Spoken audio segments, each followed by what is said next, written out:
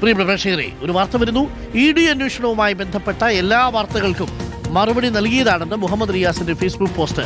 CMRൽ നിന്ന് വീണയ്ക്ക് ലഭിച്ച പണം തന്റെ അക്കൗണ്ടിലൂടെ പലർക്കും കൈമാറ്റം ചെയ്തു എന്നുള്ള മനോരമ പത്രത്തിൽ പ്രസിദ്ധീകരിച്ച വാർത്ത ശുദ്ധ അസംബന്ധമെന്ന് മുഹമ്മദ് റിയാസ്. വാർത്തയ്ക്കെതിരെ നിയമ നടപടി സ്വീകരിക്കുമെന്നും മുഹമ്മദ് റിയാസ് ഫേസ്ബുക്കിൽ കുറിച്ചു. സുനോയ് തോമസ് ഉണ്ട് കൂടുതൽ വിവരങ്ങളുമായി. സുനോയ് തോമസ്, നുണപ്രചരണങ്ങളെ നേരിടാൻ തീരുമാനിച്ചിരിക്കുകയാണോ മുഹമ്മദ് റിയാസ്? മാത്രമല്ല, ഈ പണം കൈമാറ്റം നടക്കുന്ന സമയത്ത് മുഹമ്മദ് റിയാസ് വീണയുടെ ഭർത്താവല്ല. അത് പ്രധാനപ്പെട്ട കാര്യമാണ് അല്ലേ? തീർച്ചയായിട്ടും അരുകുമാർ, അതായത് CMRL എക്സാലോജിക്ക് സാമ്പത്തിക ഇടപാട് നടക്കുന്നത് 2017-20 കാലഘട്ടത്തിലാണ്. 2020 ജൂണിലാണ് റിയാസ് വീണ വിവാഹം നടക്കുന്നത്. സ്വാഭാവികമായിട്ടും ED അതിനുശേഷം, ഇവരുടെ വിവാഹത്തിന് ശേഷം റിയാസിന്റെ അക്കൗണ്ട് വഴി പണം കൈമാറിയിട്ടുണ്ടോ എന്ന് പരിശോധിക്കേണ്ടത് ED ആണ്. പക്ഷേ റിയാസ് പറയുന്നു, ഈ വിവാദം ഉണ്ടായതിന് പിന്നാലെ ഏറ്റവും വിശദമായി തന്നെ റിയാസ് കാര്യങ്ങൾ വിശദീകരിച്ചത് ഇന്നലെയാണ്. മിനിറ്റുകൾ എടുത്തുകൊണ്ട് തന്നെ അദ്ദേഹം കാര്യങ്ങൾ വിശദമായി പറഞ്ഞതാണ്. നിയമപരമായി രാഷ്ട്രീയപരമായി ഇത് നേരിടുമെന്ന് പറഞ്ഞിരുന്നു.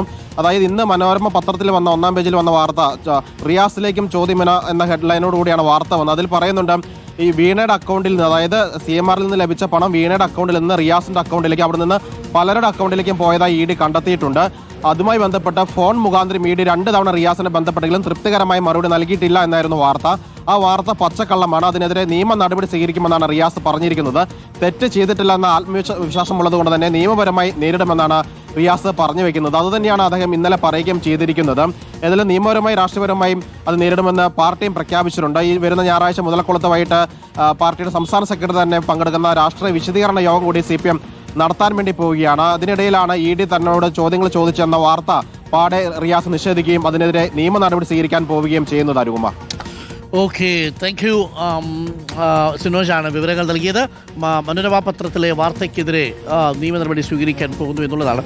പ്രിയ പ്രേക്ഷകർ, ഇപ്പോൾ പുറത്തു വന്നിരിക്കുന്ന വിവരങ്ങളിൽ നമ്മൾ തെറ്റിദ്ധരിക്കേണ്ടാത്ത ചില 2 കാര്യങ്ങളുണ്ട്. ആദ്യമേ തന്നെ പറയാം. ഒന്ന്, ED പുറത്തുവിട്ടിരിക്കുന്ന പ്രസ് റിലീസ് അനുസരിച്ച് വീണ തൈക്കണ്ടിയുടെ അക്കൗണ്ടിൽ അസ്വാഭാവികമായ ചില സാമ്പത്തിക ഇടപാടുകൾ നടന്നിട്ടുണ്ട് എന്നാണ്. 20 കോടി രൂപയോളം. അതിൽ 85 ലക്ഷം രൂപ പുറത്തേക്ക് അയച്ചു എന്നുള്ളതാണ്. അത് അനുമതിയോടുകൂടിയാണോ എന്നത് ED അന്വേഷിക്കണം. അന്വേഷിച്ചതിന് ശേഷം മാത്രമേ ഫെമയുമായി ബന്ധപ്പെട്ടൊരു കേസെടുക്കാൻ പറ്റൂ. ഇനി മുഹമ്മദ് റിയാസുമായി ബന്ധപ്പെട്ട് മുഹമ്മദ് റിയാസിന്റെ അക്കൗണ്ടുകളിൽ 2020 ശേഷം വീണ തൈക്കണ്ടി ചില ട്രാൻസാക്ഷൻ നടത്തിയിട്ടുണ്ട്. ഭാര്യ ഭർത്താവിന്റെ അക്കൗണ്ടിലൂടെ ട്രാൻസാക്ഷൻ നടത്തുന്നതിൽ എന്താ തെറ്റ്?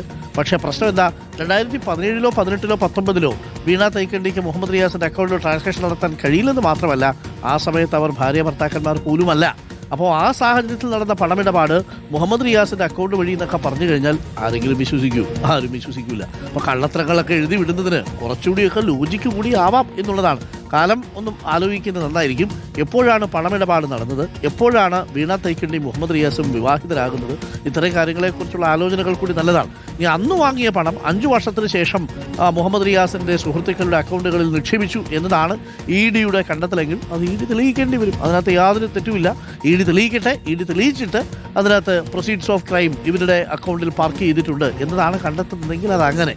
അതല്ലാതെ നമ്മൾ ഈ പറയുന്നത് പോലെ ഹവാലയുമായി മുഹമ്മദ് റിയാസിനോ ഹവാലയുമായി നിലവിൽ നമ്മൾ സംസാരിക്കുന്ന സമയത്ത് വീണ ടിക്കോ നേരിട്ട് ബന്ധമുണ്ടെന്ന് EDയുടെ പ്രസ് റിലീസ് പറയുന്നില്ല. ED പറയാത്ത കാര്യം ED പറഞ്ഞു എന്ന് കരുതി പ്രചരിപ്പിക്കുന്നത് ശരിയല്ല എന്നത് മാത്രമാണ്. തെറ്റ് ചെയ്തിട്ടുണ്ടെങ്കിൽ കണ്ടുപിടിക്കട്ടെ, അന്വേഷിക്കട്ടെ. പക്ഷേ അവാസ്തവ പ്രചരണങ്ങൾ എന്തിനാണ്?